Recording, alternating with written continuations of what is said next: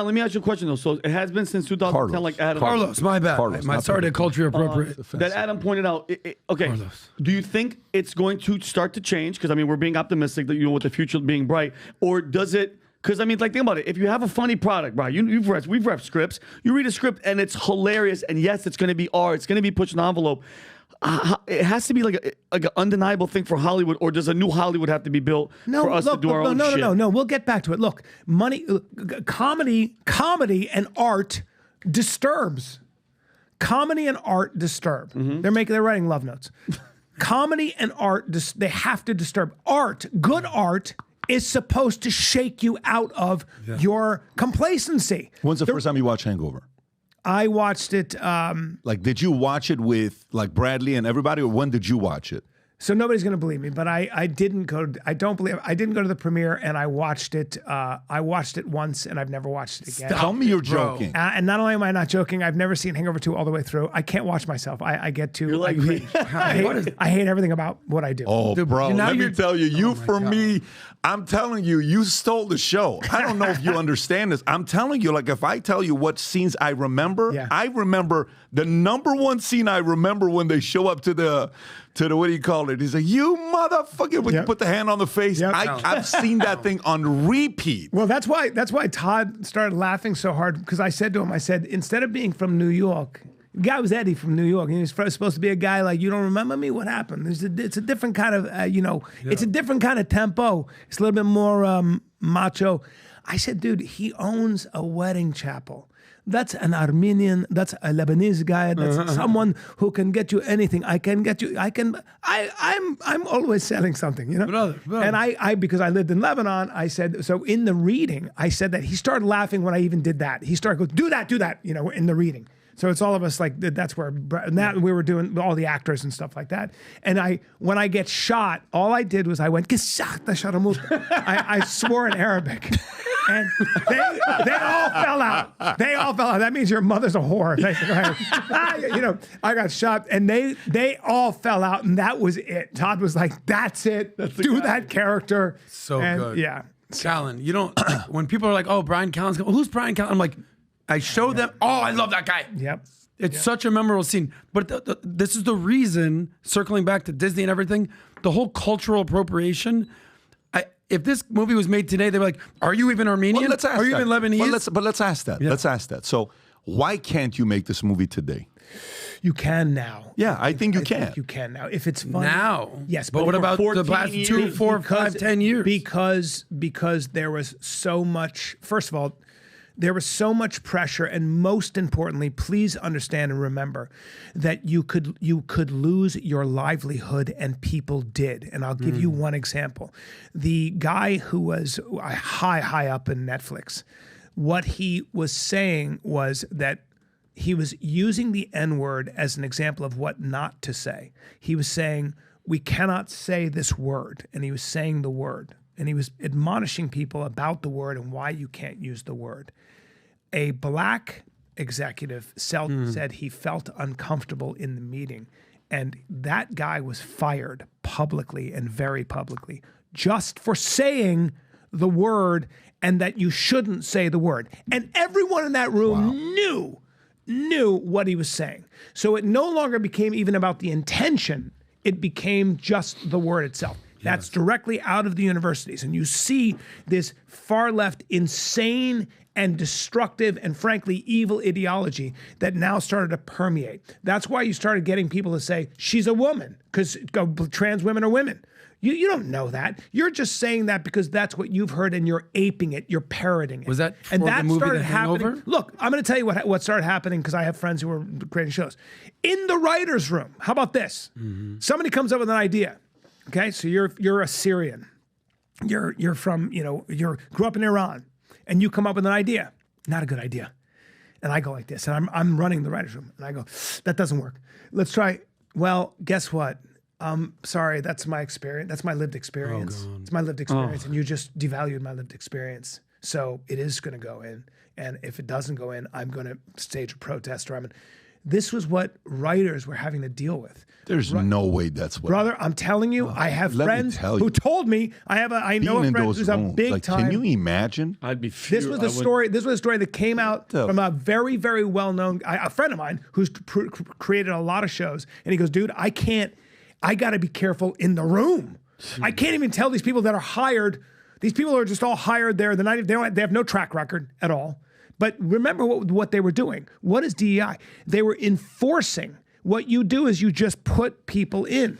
That's what you do. You have to enforce that. You have to enforce equality. It's not equality of what? It's not equality of opportunity. It's equality of outcome, right? Yeah. So you said when is it going to happen again? We're going to have to see it in the theaters. You talked about The Hangover, the opening scene or whatever, when he goes paging doctor. Yeah.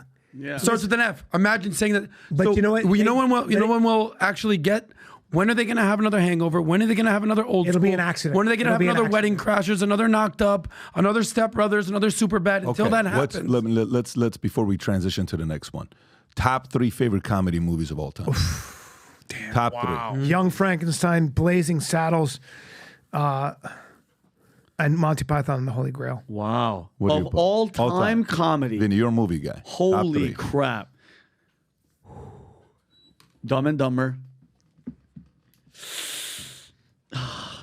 Mine's going to be very simple. Wait, hold on. I think, wow, funny of all time. Damn it. Mine's going to be simple. Spaceballs. Baseballs. I almost was going to put Airplane. I'll put Airplane in front Airplane's of. a great movie. I'll put Airplane in front of Spaceballs. So and funny. I'm not going to front. Airplane. Wedding Crashers is up there. Okay, with me. for me, it's Wedding Crashers, Couples Retreat, Hangover. Couples. Wow. All right, Patrick, I listen to can't me. watch Couples. Patrick, and I told you you're not guys, I'm allowed going to say couples disappoint you. reason- Yeah. You're not saying that. I need you to go home and watch Monty Python and the Holy Grail and Life of Brian. You ever seen them? No. Okay, well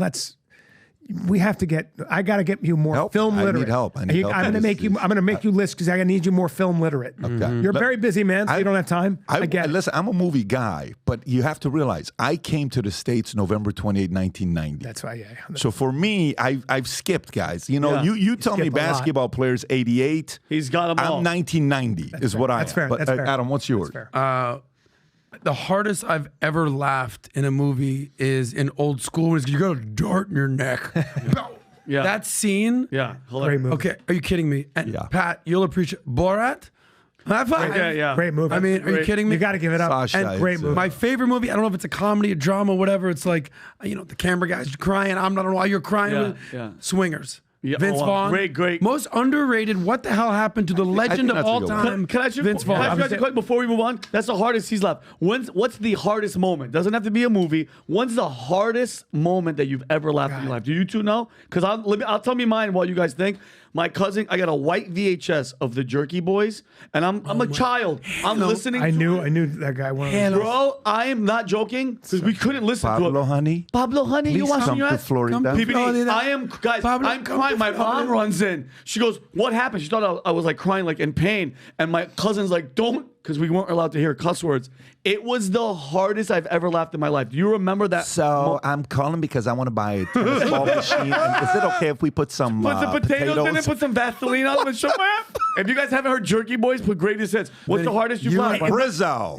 Frank Rizzo, All his right, sizzle DCO. chest. What do you think, That's Bryan? so Go good. ahead there, Frank Callen. Rizzo, I'll bash your head with a ratchet. It's so funny. That was incredible. That's a good call. For me, I mean, I'm just going to give a shout out to Dave Attell. It might have been when I saw Dave Attell when he was younger, and I'd never seen that kind of comedy. Like I was like, if I gotta be that kind, I don't know how to write that kind of comedy. Like I think it was 1993, 94, and I was with my girlfriend at the time, and I was dying. He's such a genius. Like when what got him to the dance is, well, he's the comic. yeah. He's the comics comic. We used to just sit there and watch him. Like Artie Lang tells a story about it. He would just do crazy things. It'd be like Tuesday, 12 a.m. at the Comedy Cellar, like 4 alcoholics in the room. And he'd be like, you guys are probably wondering what I'm doing here. at Tuesday at 12 a.m. At the Comedy Store in front of 4 alcoholics. I'm not a comic. I've just lost my daughter. Nadine! Nadine! He would just do the Just weirdest in the things. moment. I love it. I love Was it. his show that he did Insomniac? Yeah. Yeah, but he was So good. But he was so unbelievably funny. For this weekend, we have a full-on new merch drop being done today, this weekend. This hat I'm wearing, let me show you guys what's special about this hat. The last time we did numbered hats were this. This is the numbered hats we did. These were limited out of 200, okay? This is the actual last one that we kept, 200 out of 200. These hats sold for $99. They sold out within the first couple hours. If you go on eBay right now, Rob, and you type in Future Looks Bright hat, they're selling these at $350, $499, $999. No joke. On eBay? Of course, because they're numbered. They're limited edition. 350. That's one of them. I think there's a few more. Maybe that's the only one. Look at the top if there's a couple more, Rob. There's one at $499. There's another one over there even at $999. You pick and choose what the numbers they are. It'd be funny if you saw But we are releasing look at this green and black, sick. Vinny. That's sick. We're releasing these limited edition, 1 out of 250. And the year on it is going to say 2024. Obviously, it's military green. And on top of that, we got a bunch of other stuff on there for you to go out there and order. Here's what we're doing. This will not be discounted. These hats will not be discounted because they're limited edition. And first come, first serve. You go place the order, you get it. However, for Memorial Day weekend, anybody that places an order for $79, I think can you go back to the discount numbers? You get a 20% discount, 79 plus, 25 on 199. You get 35% on 399 and up. First 25 people that place an order for $400 or more, I FaceTime call you. You literally are going to get a FaceTime call from me for those that placed the order.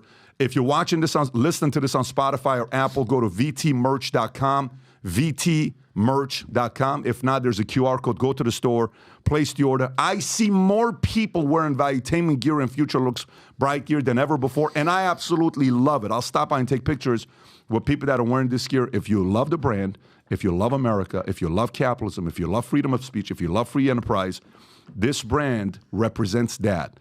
Support the brand. Go place the order. Looking forward to seeing you guys, sport the gear and represent this in the marketplace. So if you like this clip and you want to watch another one, click right here. And if you want to watch the entire podcast, click right here.